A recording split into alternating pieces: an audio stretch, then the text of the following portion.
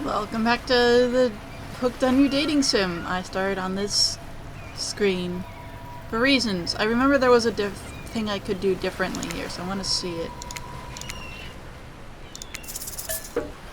Run! And now my cats are fighting. Oh, whoops. However, the beauty of the beach is not shared by the darkness of the palmy woods before you. There's nothing inviting about that shadowy forest. Terror freezes you in your steps. Why are you trying to run away? This is paradise. You are here to enjoy yourself, don't you know? Have a little bit of fun. Take charge of your own experience. Well, that sure was weird. That voice again. Do oceans normally talk? Your memory isn't right, but you're pretty sure you remember learning as a child that oceans do not speak directly to people in spooky terms.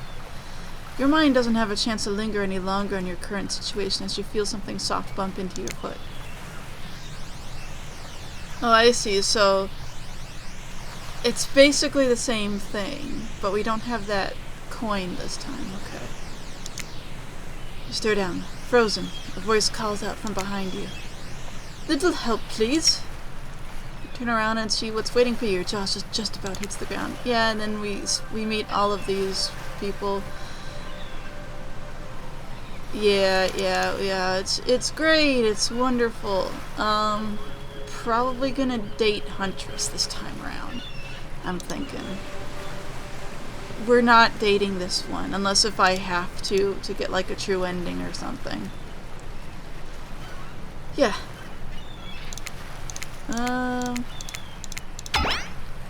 Hello. I'll skip ahead to when I can do things. Right, okay, so this is our first choice thing. Well, not really, but it is a choice that we can do. Huntress would like to go to the volleyball court, or at least continue the game. I think that I interrupted your game. You should finish it. Yay, I love to play outdoors. Also love to meet new people. I also love to bring them home to play. I'm sort of a big kid at heart. Obviously you are too. I like you already. I hate people who are too serious. They ruin everything. Well, they do if you don't handle them swiftly. But hold on. For just one moment. This is Dwight and Claudette. Oh yeah, I didn't meet them earlier because I didn't pick up the coin out of the corpse's mouth. Our activities coordinators. They're also the cooks, waiters, bartenders, janitors, and every other job. They were the only hope remaining on this place we call Murder's Island. Cue dramatic musical flourish. Woo! None of the others survived the interview process, I mean. Hence why we shall heretofore refer to them as survivors with a capital S. These two have worked here a long time, so very long, I don't actually know how long it's been. Sorry, anyway, I should probably let Dwight and Claudette do their mandated jobs. Yes. And we did this for a narrator, yes.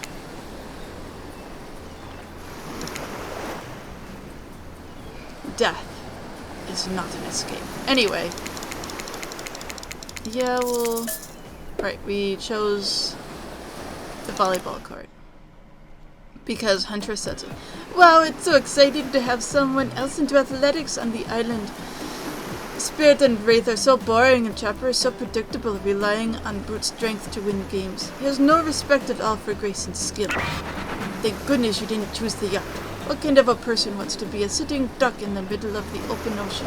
You're just asking for a sneak attack from an elk. I wondered how long it would take for her to bring up an elk attack. But yeah, wasn't her mom killed with that, I think? The game's starting up again. Make sure you're watching close. She's really something, huh? Elk don't swim. Hey, I don't know that. I think deer and elk can swim. Live in the forest long enough and you'll see an elk swim, believe you me. Cheer for me. Cute stuff.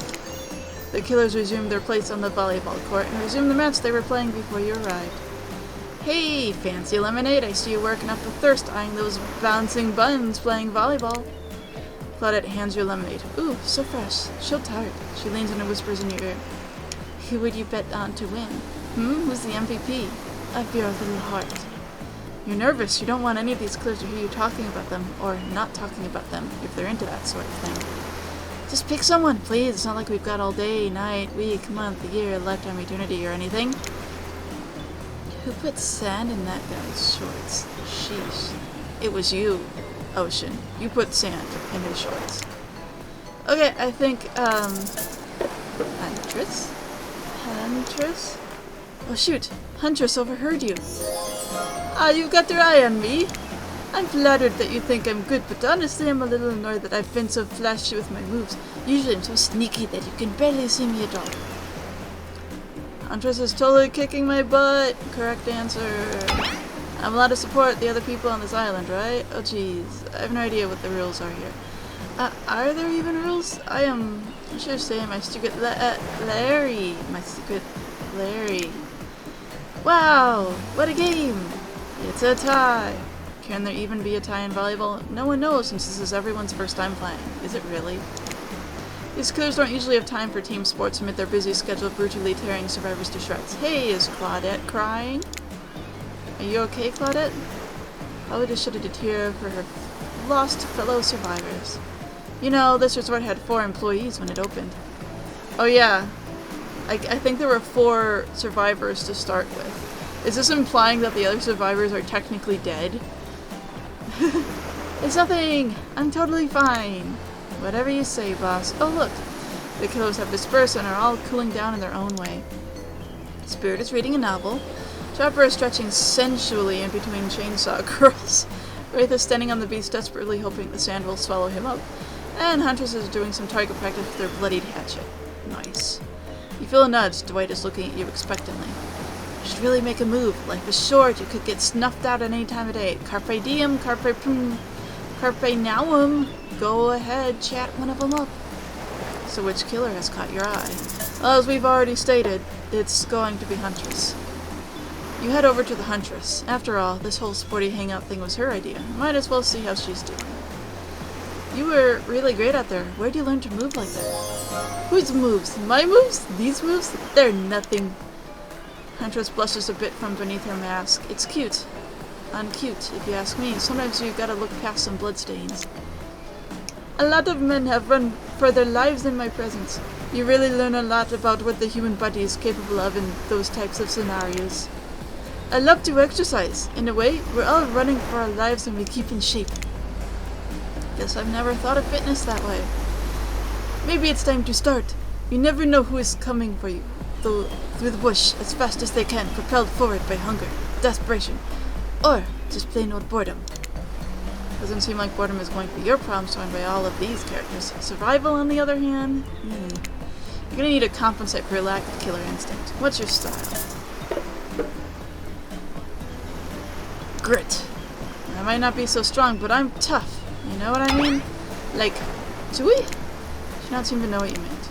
Like, ready for anything, to do whatever it takes to survive.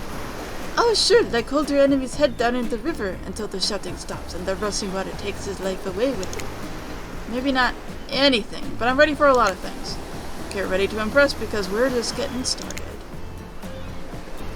Come on, everyone! The fun and games can't be over already. I get it. Volleyball, not ruthless enough. Look at us. We crave action. We crave excitement. We crave the thrill of the hunt. It's time to see if our friend here has the hunter's instinct. I saw you surveying me like prey on the volleyball court, Taco. Huntress waves a bloody axe in the air and you step back nervously before you realize she's not waving it at you. She's handing it to you. Don't worry, I've got several of these, stored in closets that are handily placed all over the island, that sometimes Claudette and Dwight hide in. It's important to hone your skills, especially when you're in a new place where threats may lurk around every corner. You need to make sure that you are the biggest threat of all. Just don't aim those things at me. You can't even see me. Minigames consist of 2 parts. On top, a pointer, which rotates in a clockwise direction, and on the bottom, a target you're going to be pointing at. Sometimes the target is immediately visible, sometimes it's hidden until the pointer arrives. Press the space bar to stop the pointer while over the target to fail and we'll lose. Chief first. Okay. Ready to play, or you would like to? Ready. Away we go. So what you got? Not bad. Perfect. Not bad. Ah. I'm impressed. A worthy opponent. I mean, could have been better, but who's keeping score? For the record, I am, and you get 5 points. Hatchet throwing. Cool. I guess. I like my stabbing to be a bit more close-up and personal. Somewhere a loud horn blows and the survivors snap into action. Time's up. You heard him. Get to the next activity! Seems like the next activity is mealtime? How quaint. You're expecting what? Capture the flag? I think I sort of remember this area. Everyone wants to sit next to you. No one wants to sit next to each other. Meanwhile, here you sit next to Wraith or Trickster. Oh god, no. Why? No.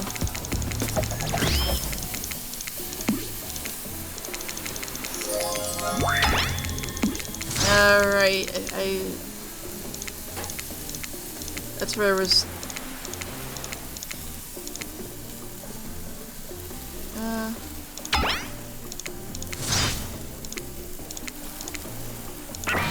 Oh yeah, then they're arguing over the weapons.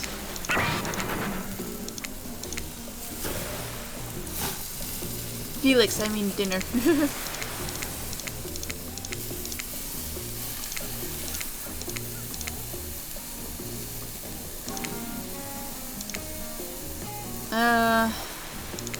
Yep.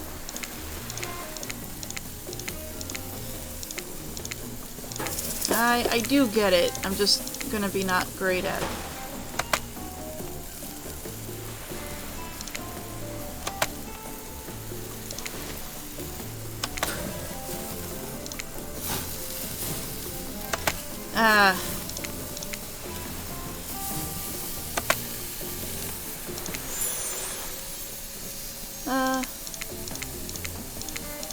Okay, so Spirit liked that. Gonna have to skip ahead. Oh, wait. Oh.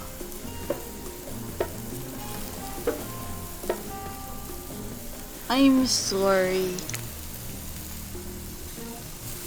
Actually, it's not the food or the company. I'm just super self-conscious about how I look when I eat. I was just pretending to be grossed out by dinner so I'd have an excuse not to chew it in front of everyone. Sorry if that made things awkward. I'm actually extremely hungry. Yeah, watching people eat is gross, but try to relax and not worry what everyone thinks. It's also important to always remember people are watching you, judging you, definitely not ignoring you, right, guys? Is anyone listening to me? Typically a group that includes one, if not more, cannibals staring at you with meat juice dripping from their chins would be quite scary. However, right now you're barely able to keep your head up, let alone get scared and run away. I'm the narrator, not a physician. Please don't take this as medical advice. I'm pretty sure you need to eat to stay alive. Oh, hey, it's me again.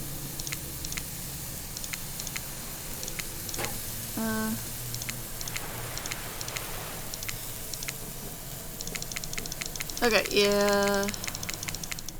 Vague, mysterious, all that fun stuff.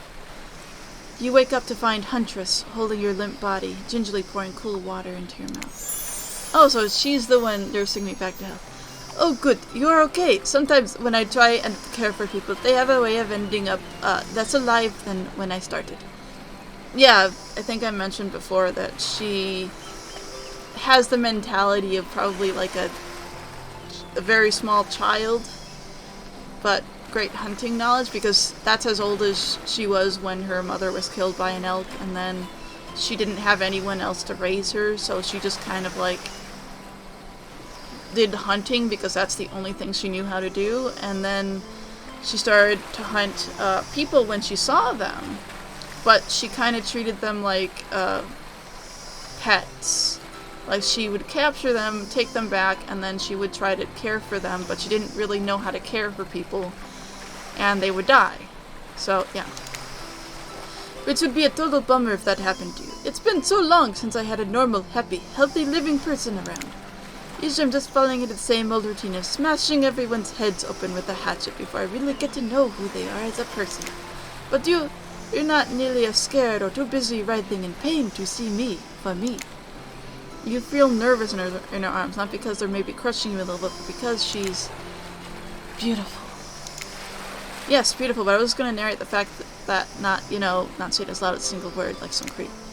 Beautiful mask! Your bunny mask. It's quite gorgeous. Nice recovery, but now that you're awake and talking, you gotta keep this up. Did you make it yourself?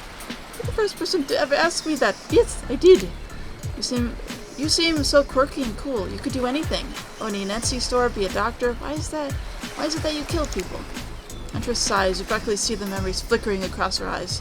But she hasn't tried to kill you yet, so that's a good sign. It's all I was ever taught to do as a young girl, so I thought it was right. You know the mask into the Huntress is blushing a bit. It seems like your line of questioning has made her a little nervous. Hey, you didn't eat much at dinner. Want a snack? She offers you some jerky. Probably human jerky, but her spice game is on point because it smells pretty damn good. Except when on Murder's Island, you might as well eat as the killers do. Plus, you really are hungry, and you can chow down on jerky essentially, right? I'd love some. After a moment of quiet chewing on what you choose to believe is not human thigh meat, you decide to be bold and ask another question. Have you ever been in a relationship before? Dang, you really going there? You do not play around, Taco. Huntress takes a moment to think deeply before answering. I must say it's quite amusing to see this hulking bombshell get all twisted up with personal questions. Kudos to you, Taco. There was this one deer that looked at me quite provocatively in a clearinghouse. But that doesn't count, right? You hear the faintest giggles bubble out from behind Huntress's mask. This makes me want to tell Ro to play this game. Haha, you're so cute, Huntress. No, it doesn't count. Well, what's this? You found something in the sand. Huntress reaches down to pick it up.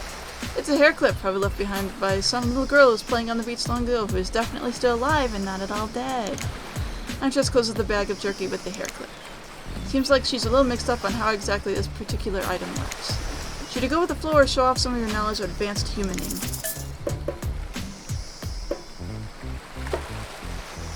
Go with the flow. Huntress is really a little scared. Might be best not to correct her at this moment.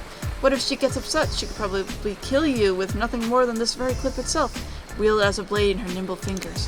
But honestly, would she even need the clip? Certainly her bare hands are enough to get the job done.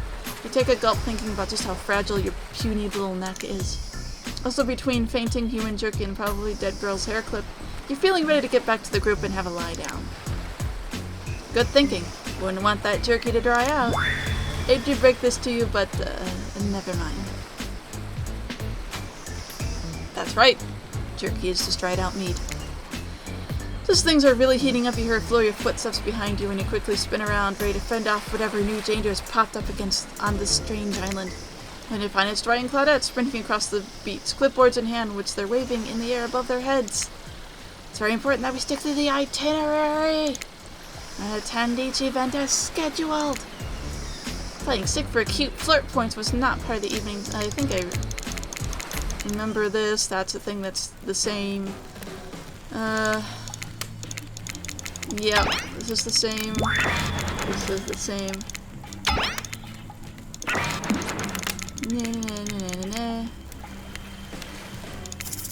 Right, so we picked Spirit a lot last time, and her stories were good. But I want to hear Huntress's stories. I choose you, Huntress. Whoa, this entire experience. Oh yeah, I avoid IP infringement. Huntress steps up to tell her story. The campfire flickers in her faraway eyes. There is a village, outside the deep and ominous redwood. No child dared step foot past the threshold of thick trees and brush that separated safety from the unknown. Grown men that ventured in often would never return, and the sounds that echoed out into the village were something inhuman. The woman of the town told a story to the young children, hoping that it would be enough to dissuade them from curious exploration beyond the boundaries of the village. They told of a creature that lurks in the woods, half woman, half beast, singing like a siren, haunting, beautiful. Her voice, the last relic of her humanity. It lulls all who hear into her domain, and not precocious child nor fierce soldier can escape once you are in her clutches. That's what she does in game. She actually hums a lullaby that's able to be heard throughout most of the map, so it's hard to tell how close she is to you. Those who have seen her say she was a mask of hair stained with the blood of so many poor souls. The hatchet she wields has brought down brutally on the skull of many an unsuspecting hunter. The nightmare doesn't end there, for what's a hungry beast to do in the frigid winters with nothing but hunter meat to live off of? It is said that the Huntress, as the villagers called her, couldn't bring herself to kill the young girls she came across in the forest. Instead, they'd suffer an even worse fate. Longing for a child of her own, she'd bring them back to her secluded cabin to keep them safe. She'd wrap a tight rope cope around their necks and affix them to the wall. That way they'd be warm. That way they'd be out of harm's way. I don't remember her actually doing that part. I remember that she didn't know how to care for them properly, but yeah, okay, I guess this is what she did. The hunters would even bring girls presents. Toys she pilfered from the other bodies. Masks she'd fashioned out of things from cottage, and little dolls made of grass and twigs. But these toys did nothing to quell the children's fear. Within days, the girls would waste away from starvation and dehydration. Okay, so she didn't, hold them up with the rope. But they did die of, because she didn't know how to take care of them properly. For all her good intentions, the Huntress never learned how to care for a human child. You see a tear drop down from underneath the Huntress's mask. Suddenly, the most beautiful singing voice you've ever heard fills the air. Singing, sleep, my darling one, tucked within your bed so tight, else the old grey wolf will come and grab you by your side. There's a brief moment of silence, and you feel the need to contribute to the stirring moment.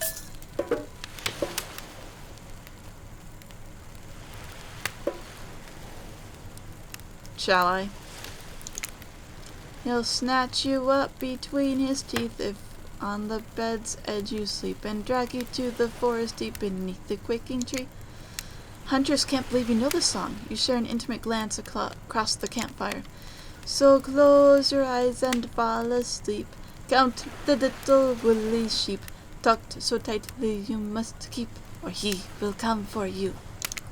The song ends and you're both met with silence around the campfire. I love that song. Bayushka, and the old Soviet lullaby, right? It is the song my mother used to sing to me before bed every night. That's the song that she sings in-game, and I did not make a good copy of that because I couldn't remember how it went. My bad. You can look it up online. Actually, the full version of her humming the lullaby, I think it's 7 minutes long, and it eventually turns into the Huntress, going in between laughing and crying. It's good.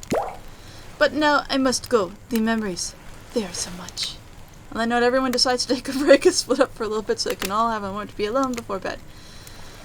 And leaves us alone. This is nice. Zone of peace. And it's Trickster. Yeah, no, don't care. Don't care. Of course, you liked my story. Who wouldn't? I had everything. Cute kids, dead men. Just. I find that all stories are better with the sound of a burning fire filling the air around you.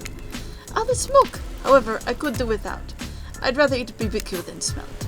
Let's rinse off that campfire with a hop in the dip tub, shall we?